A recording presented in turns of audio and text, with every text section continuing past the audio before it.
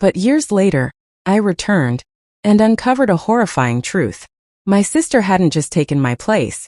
She had stolen my identity, married my ex, and convinced everyone that she was the real victim.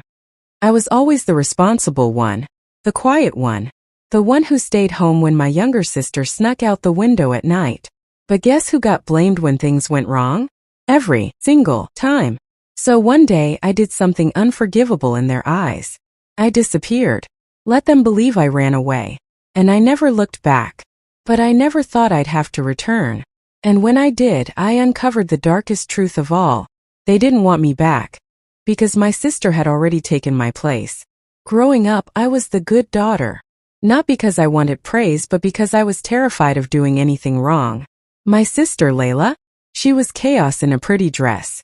Wild, spontaneous, reckless. She could break a vase and blame the wind.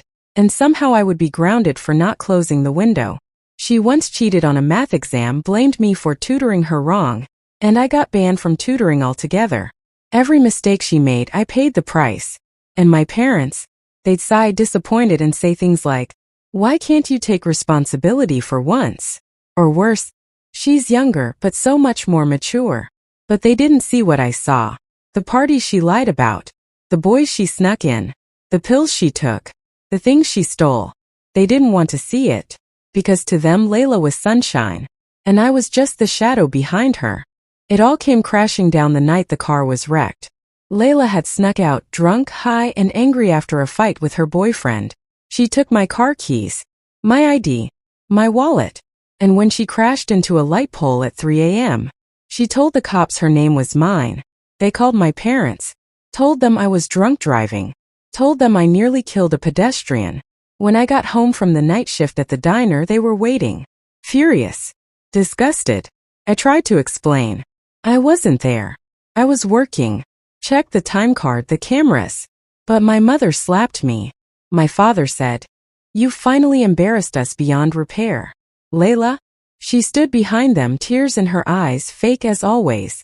"I'm so sorry," she whispered. "As her sister, I'll help her through this." I didn't cry. I packed a small bag, took the cash I'd hidden under the floorboard, and I left. No note, no goodbye. Let them think I ran away. Let them think I was the disappointment they always believed. 3 years. I rebuilt my life in a new city, got a job, enrolled in community college, made friends who didn't know the name Layla, who knew me for me, until one day, I got a message from an old classmate. "Hey, congrats on the wedding. I saw the photos. You look amazing. Wedding." I clicked the link, and there she was.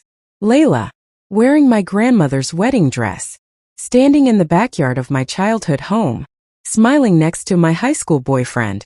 And the name on the wedding banner? "Congratulations to Mr. and Mrs. Ethan and Alina Crawford." Alina. My name. She'd taken more than my life. She had taken my identity. I went back. Not to reunite. Not for revenge. Just to see it with my own eyes. I showed up the day after the wedding, dressed simply, wearing sunglasses. They didn't recognize me at first, thinner, paler, hardened. Until my mother gasped, "Alina." Everyone froze. Layla's face went white. "And Ethan?" He looked confused. "Wait. You're her cousin or something?" My mother turned to him, frantic. "That is Alina." The truth hit like a thunderclap. "You lied about your name?" Ethan asked, turning to Layla. But it was worse. She hadn't just used my name. She'd rewritten our history. Said I was the rebellious sister who abandoned them. Said I'd left her behind to clean up my mess. Said she was Alina, the good daughter who came back and made the family whole. They let her do it. Because it was easier to love the lie. "You told them I was dead?" I asked, her voice shaking. Layla smirked. "No. I told them you ran away and probably wouldn't survive out there. Turns out I was wrong." My father looked between us, shocked. "Is this true?" I pulled out the old diner time card, the police report, everything I had saved, in case one day I'd need to prove who I was. Ethan's face twisted in disgust. "You stole her identity and married me under it?" She tried to cry again, her signature move, but this time no one bought it. After I exposed Layla and took my identity back, I thought it was over. She was arrested for identity theft, fraud, and impersonation. Ethan annulled the marriage. My parents, humiliated and ashamed, tried to mend bridges I didn't want anymore. But just 3 weeks later, Layla was out, posted bail with the money she had stashed under a fake name in a secret account. I wasn't scared at first. I thought she'd be too embarrassed to show her face again. But Layla never ran from shame. She ran on rage. It started subtly. A letter. No return address. Just my name in neat cursive on the front. Inside, a childhood photo of us, me holding a doll, her holding scissors, the doll's head missing, and a note. You were never meant to have the pretty things. I brushed it off as her trying to get inside my head. But then my new apartment was broken into. Nothing stolen, just rearranged. Photos flipped backward. My closet color-coded like it used to be at home. And in the fridge, a single bottle of my favorite childhood strawberry milk. Opened half-drunk. She wasn't stealing things anymore. She was watching, playing, becoming me again from the outside in. I called my parents. Told them I had proof Layla was stalking me. My mother's voice trembled. She's just angry. Give her time. You know how she is. That was it. No support. No concern for me. She's your sister, Alina. No, she wasn't. Not anymore. I filed a restraining order. But Layla was always smart. She didn't get caught. She didn't leave prints. Instead, she planted doubt. Suddenly, things started happening at work. An anonymous complaint filed against me. Accused of falsifying credentials. Emails I never sent appeared in my outbox, criticizing clients. I lost my biggest project. My landlord received reports that I was dealing drugs. Again, anonymous. Eviction followed. Ethan even called one night furious. Why would you send me those photos? What photos? He paused. You don't know. Layla had sent him old photos of me. Deeply personal ones I'd only ever saved in a locked folder, hacked and leaked. Each blow wasn't physical. It was slow psychological erosion. She wasn't just trying to hurt me. She was trying to erase me again. I moved out, changed numbers, stayed off social media. Until one night, I came back to my temporary rental, and she was inside, sitting at my dining table, wearing my clothes, eating my dinner, like she belonged. Hello, Alina, she said calmly. Or should I say, Layla? I froze. I realized something, she continued, twirling a fork. No matter how much you scream, people will always believe me. I'm prettier, louder, better at crying. You just disappear. I tried to run, but she was faster. She pulled out a small vial from her bag and held it up. I could ruin you, or we could start over. Share. She wanted to split my life with me. Half mine, half hers.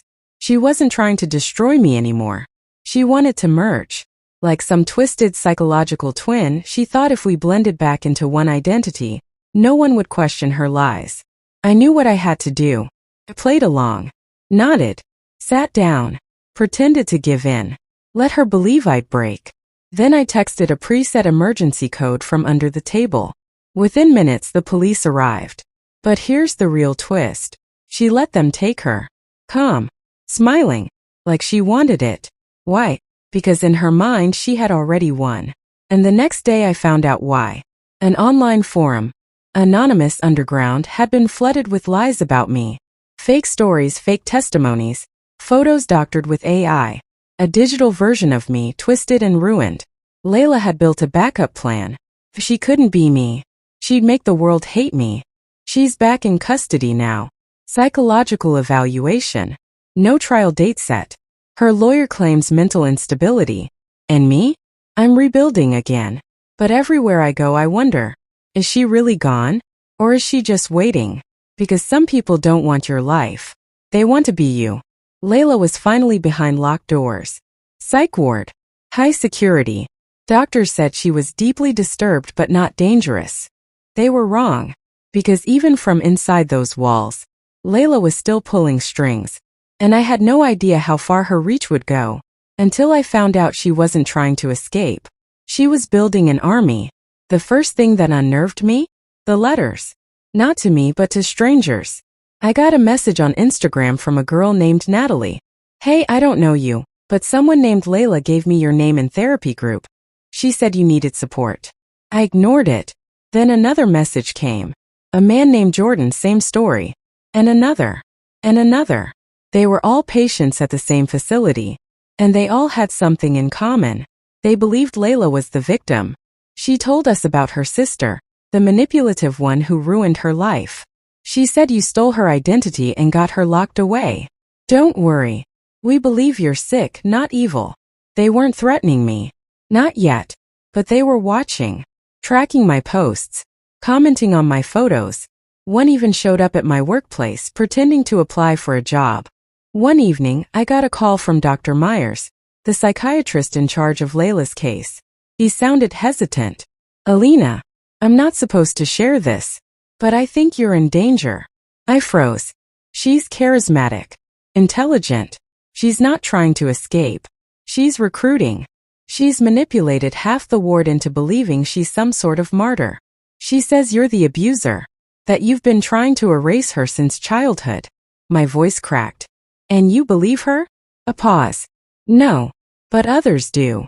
He told me a patient had stolen a USB drive from a staff member's bag. Layla used it to upload fake documents, birth certificates, old photos, forged diaries.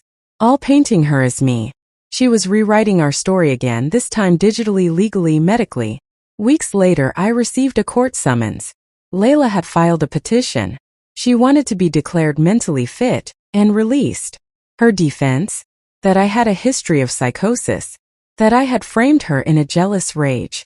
She claimed she let me take her identity as an act of mercy, and that now she wanted her life back. My lawyer was confident. But then, the photos appeared. Doctored images. Me standing over Layla in childhood, yanking her hair. A video, completely AI generated, of me screaming in a therapy session that never happened. It was deepfake hell.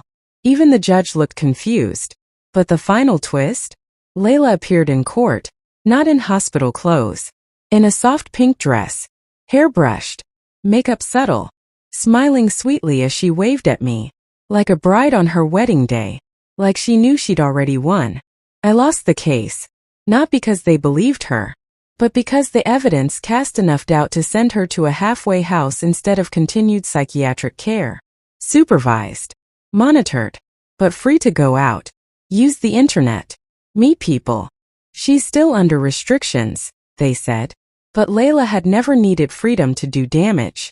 And just days after she moved into the halfway house, I received an email. From my own work address. Hi, just a reminder. Your identity verification is pending.